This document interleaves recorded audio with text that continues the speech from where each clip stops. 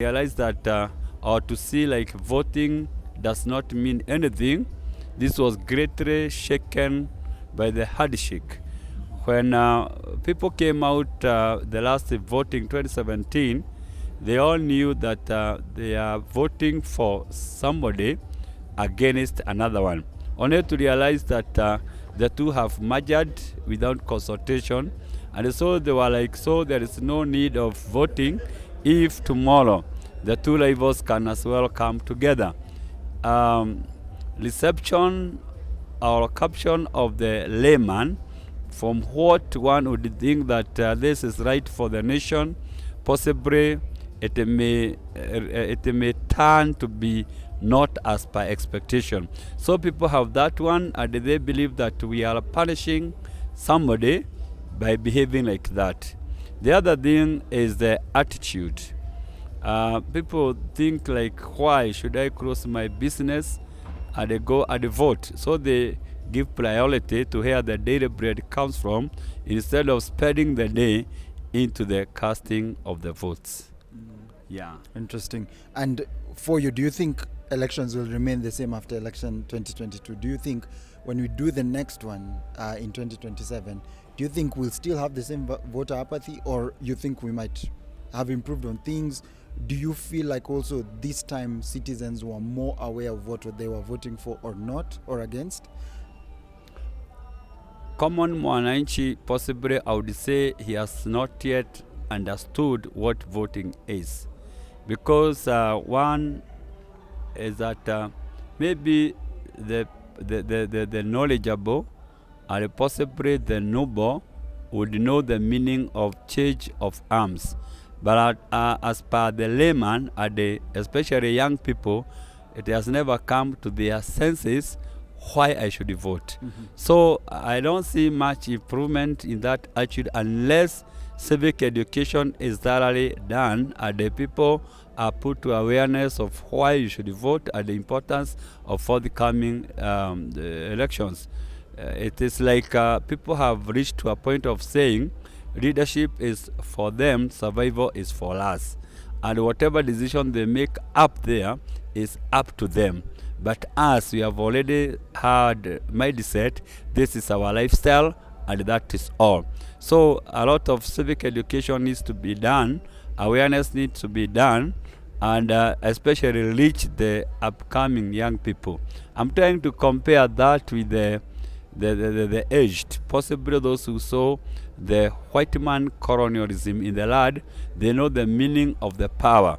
But when it comes to new generation who have seen a black in power, they don't know the consequences, they don't know the negatives or positives. They are obviously like the leadership belongs to this person or to that family, so they're even getting scared. Why is this going and expecting another one to occupy? So that awareness should be done if we will have any meaningful elections in the future. Oh, great. You've actually talked about civic and citizen education. Yes. How much more, and should it just be pushed during election time, or is this something that should be continuous? And how can also the government or the civic sector actually assist in making that more accessible?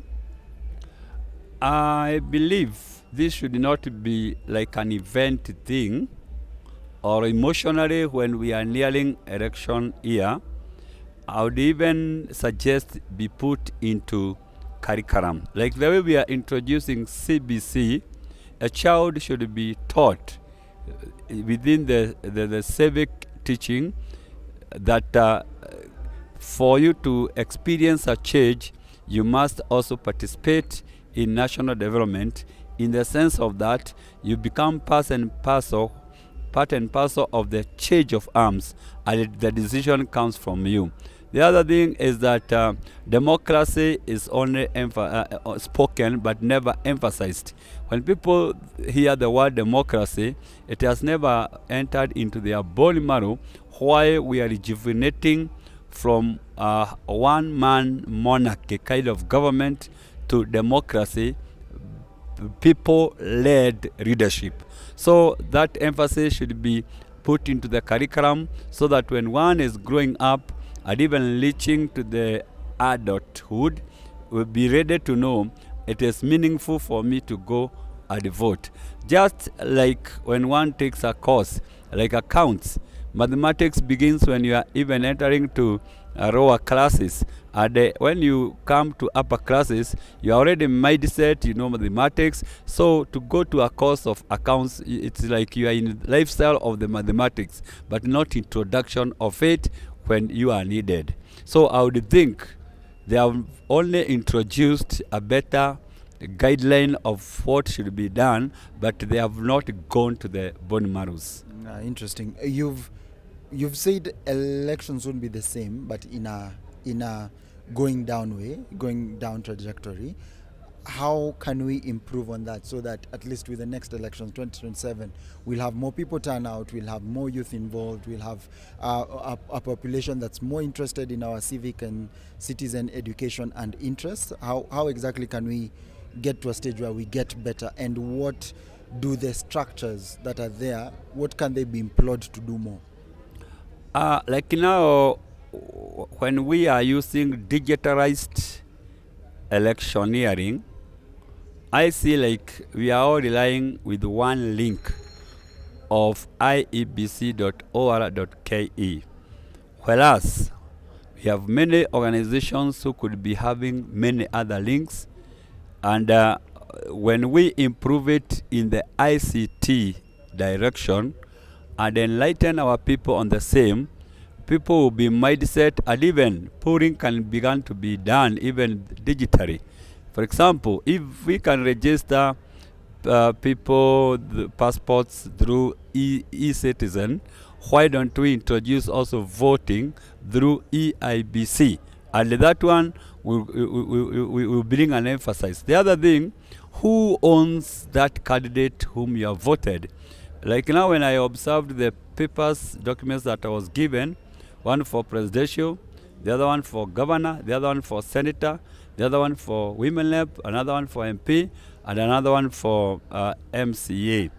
And I was ticking my candidates. Then there is nowhere I signed that Paul Mwagi has voted candidate X or Y. My ID does not register anywhere. Where can I petition that they have given my vote to another person? So the moment we shall be... You'd like to petition as an individual? Yeah, I would like to say I voted Mr. X, but now they are reading I voted somebody else. No. That's not me. No. I should own the copyright of my voting. Yeah. But now it was a clean, plain document which can be forged in another manner. Who owns that document? Rather to say, there is no my ID alongside whom I voted, so I cannot own it. I am hard held. There is nowhere I signed. So tomorrow somebody will woke up and maybe damage. And damaging my vote is as easy as taking a pen and ticking a second candidate on the same page. Then my vote is destroyed. Who owns it? Who can now petition for that? We need to be allowed to have the ownership, that is copyright. This is my candidate. I own it. I'm the one who voted him in. Why should I be seized even to take like a photo through my smartphone to show clearly I voted Mr. X and I own that document, I've gone with it. This is the serial number of my documents.